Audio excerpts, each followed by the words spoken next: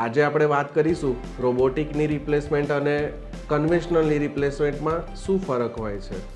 તો જે પણ દર્દીને ની રિપ્લેસમેન્ટ માટે જાણકારી હોય છે અને એ રોબોટિકની રિપ્લેસમેન્ટ વિશે માહિતી મેળવશે તો કદાચ એક ગેરમાન્યતા એવી રહેલી હોય છે કે રોબોટ જ ઓપરેશન કરે છે, પણ ખરેખર એવું હોતું નથી. ની રિપ્લેસમેન્ટ એ હંમેશા રોબોટિક આસિસ્ટેડ ની રિપ્લેસમેન્ટ જ હોય છે કે જેમાં સર્જનને એક રોબોટિક આર્મ હેલ્પ કરે છે અને આ ટેકનિકમાં ઓપરેશન પહેલાં એક 3D CT સ્કેનની મદદથી ઘૂંટણનું એક સચોટ મોડલ બનાવવામાં આવે છે અને તે પ્રમાણે એ ઓપરેશનમાં હેલ્પ કરે છે.